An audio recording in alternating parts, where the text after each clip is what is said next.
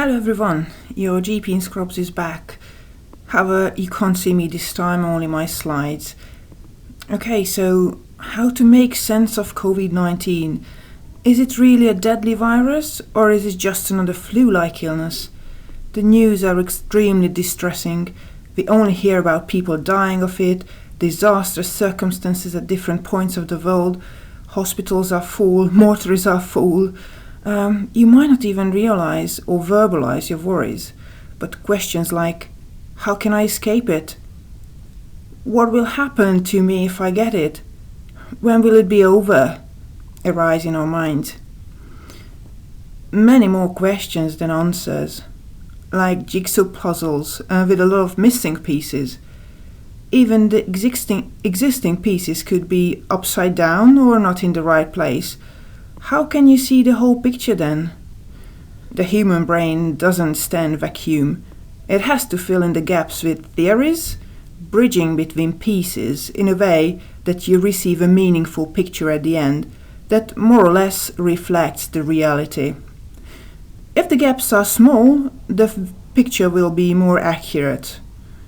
We hear a lot of experts talking about their theories, their gap fillers. I don't want to go down that route. My theoretical knowledge is not deep enough to act as an expert. My only aim is to try to put the existing puzzle pieces into the right place so the whole COVID situation makes more sense.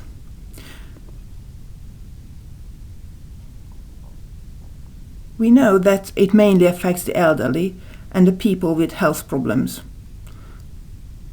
Later I will talk about the exceptions. So I created an ad hoc model to demonstrate the link between the cardiopulmonary capacity and the seriousness of the COVID disease. Cardiopulmonary capacity is just a fancy word for fitness. So how fitness relates to your chances against COVID. This first diagram shows how much fitness you need to carry out different levels of activities. So breathing at rest is really the minimum fitness level that we need.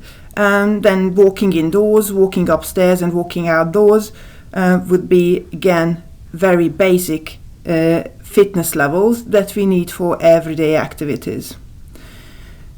And further up, this is from here up when you exercise. I decided to break it down to 10 levels, as you see. It represents a healthy person in their 20s or 30s. So these three are for everyday life and the rest is our reserve. So we might not use it or we might not even realize how much reserve we have until we start to exercise anything like running after a bus or something.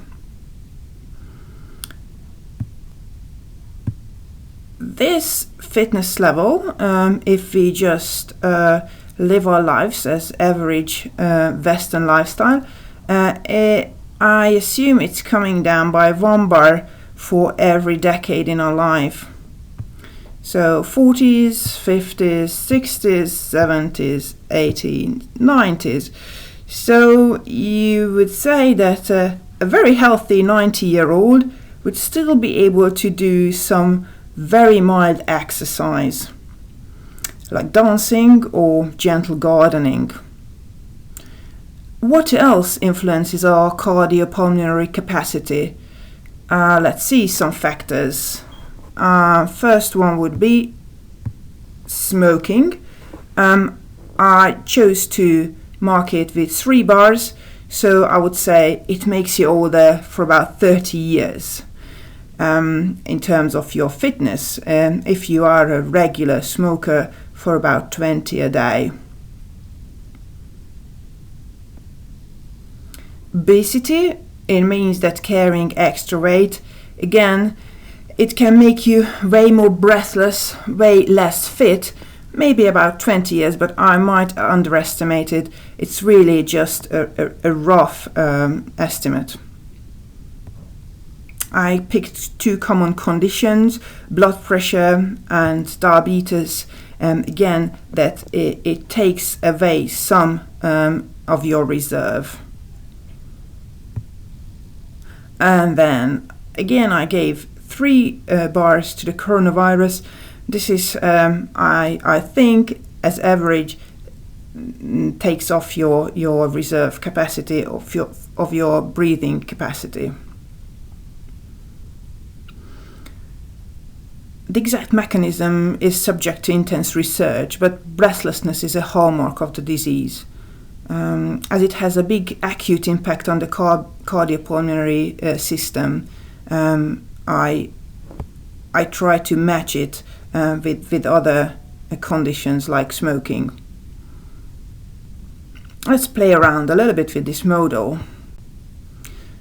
Let's take a young and fit and healthy person in their 30s.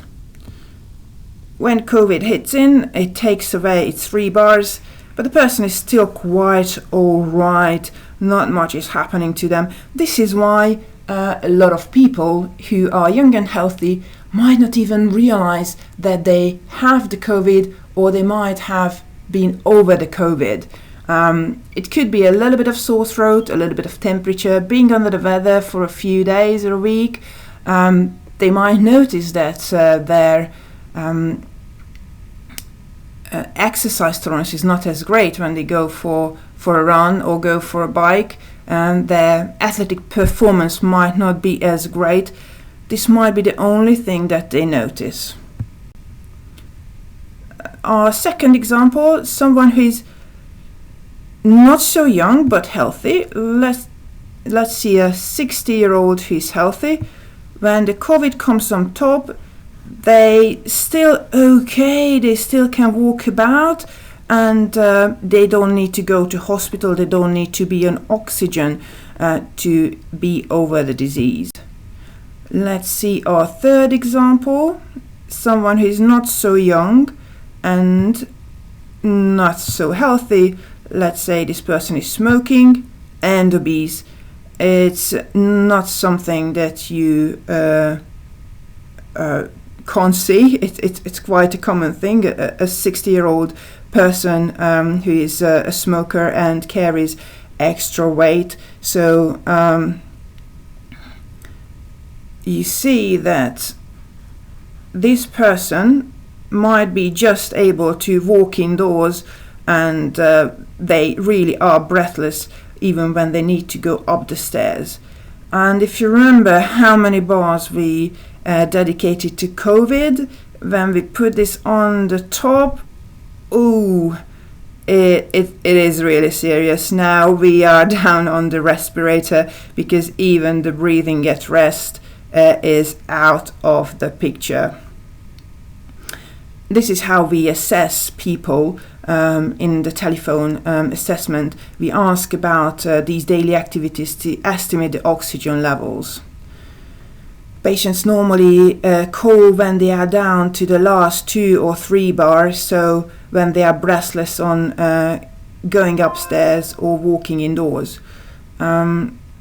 We admit patients to the hospital if they say they are breathless at rest or can't walk out to the toilet without the need to catch their breath. So really down when we are on the lower 2 bars. So certainly when this patient becomes ill, they have a better chance to become seriously ill and get into hospital. So it's a no-brainer, yeah. Instead of feeding your anxiety with the horror news, stop smoking and maintain a healthy weight. Okay, what about the rest? Let's see type 2 diabetes. Again, I have to admit it is a lifestyle disease, so it's related to how much we eat and how much exercise we do. So again, easy, lose weight, listen to the practice nurse. What she says can save your life, not only your life, but your eyesight, your kidneys and your legs. Hypertension, which is high blood pressure, again, a lifestyle disease, reduce your weight, reduce your salt intake, increase your exercise levels, and take your tablets as prescribed. Once you've done all these things, I'm sure you will be fit enough to fight the coronavirus. It's not my fault to have asthma. No, I'm not saying this, but increasing your fitness level and taking your inhalers as prescribed can make you just as fit as an asthmatic. I will put down some articles in the description box if you want to read more about asthma and exercise and how it will impact your asthma control. It is scientifically proven that regular physical exercise improves asthma control. Okay, you might say that you can't change your date of birth. That's absolutely true. I'm not saying this, but you can really trick the calendar and, those bars coming off by age, these are by normal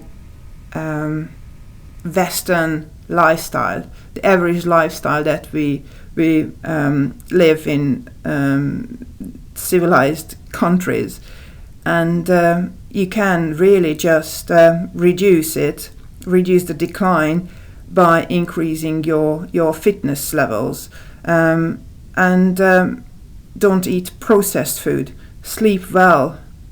So, and in terms of the exercise, please just don't mention the dog walking. It's not exercise. So it looks pretty good. If you look at this person in his 50s, it's not coming down to this level.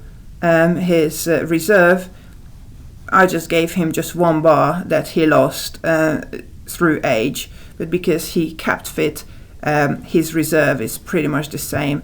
So the COVID stands no chance against this person.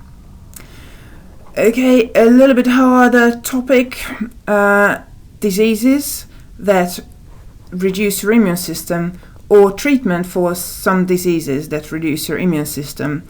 Is it sucks? I have to admit, yes, it is. But again, if you say that your disease takes away most of your reserve, you still can work with this much reserve that you have. You might be still able to do mild exercise, and you can push back your activity levels, and your reserve is going up if you do regular moderate exercise. So you can fight your disease that way and make you more stronger to be able to fight the coronavirus. So explain why the young and healthy also die. We hear it in the news, 33-year-old pharmacist died. Yes, they die for the same reason why you see maybe a 34-year-old dying of a breast cancer, a 26-year-old dying from bowel cancer, or a 29-year-old dying from lung cancer who never even smoked. So what? It's just a few that I remember from my career. These tragic deaths shouldn't happen, but they still do. So if you look at this graph, each case is represented by a red dot. It doesn't actually matter what this graph depicts. I just wanted to highlight that if you plot your cases against the graph and see where you have your cases, then you can draw a line of expectation. So most of your cases fall within this area. Yeah, it means that when you have another case, it's very likely to be within these two lines. But what do we see in real life? That you will have cases just outside the area. So this is the 24-year-old who died of lung cancer, and this is the 36-year-old who died of cervical cancer. They just don't fit into the statistics. But the statistics still stands, because the vast majority, I'm not saying percentages, but the high percentages of your cases fall within these two lines. It means that this is your average, this is your target population.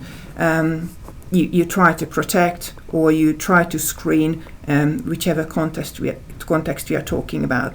So because we have a 26-year-old with bowel cancer, we won't reduce the screening age to 26, because it just doesn't make sense. It would take out too much resources, and too many people needs to attend screening without gaining too much, because these deaths are just unexpected.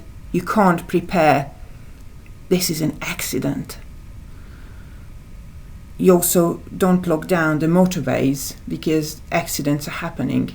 You do whatever is possible and necessary. You have your seat belts, you have modern cars with airbags, you set up speed limits and traffic lights. So you do all reasonable measures to reduce the possible harm. But cases outside your expected area will still happen, unfortunately. Okay, explain why nurses and doctors die from the virus. Yeah, of course, it's very, very scary. Also, me being a doctor, hearing news from colleagues dying from the disease. But why is it happening? So doctors and nurses are not exempt from the rules, so they can also die from the disease. But let's see behind the numbers a little bit. If this bar represents the number of nurses in the community, I just assume, again, I don't have the data, I assume that we have somewhat less bakers in the community and much less singers in the community. So if we say that this many nurses die of COVID, this is just for the example, not 15% die. It would be a very fine line on the top of this bar, but just it wouldn't be pragmatic. I couldn't show you what I could, because it would be an invisible line on the top if we made it proportionate. So let's say it's about 15%. If we take 15% of the bakers who die of COVID-19, we already have less bakers dying, just simply because we have less bakers in the society, and so many less singers dying of the COVID, just because we have less of them. But if you see that the COVID-19 kills proportionately more nurses than bakers and singers, then you can start to think that it's related to their profession. Unfortunately, I don't have the numbers. I don't know which percentage of nurses are dying of it, and which percentages of other professions die of the coronavirus. But again, that's an interesting thing to think about, whether it's really because of our profession we are dying of the coronavirus, or we would die of the coronavirus anyway. So, of course, we do the reasonable measures. PPE is not a new idea. You can see a doctor trying to protect themselves from plague. And also, hand washing is not new. You might have heard about Ignaz Semmelweis, a Hungarian doctor who implemented hand washing in his department, so he saved hundreds of mothers from dying. So in summary, keep your focus on the modifiable factors that count and are actually in your hand, and not on the odd scary cases highlighted by the media. Stop blaming the circumstances and take responsibility. No excuses. Oh, sorry, you don't have the time? Really? Ha. Okay, so it was lovely to see you, and if you have any questions, just comment down in the comments. Thank you.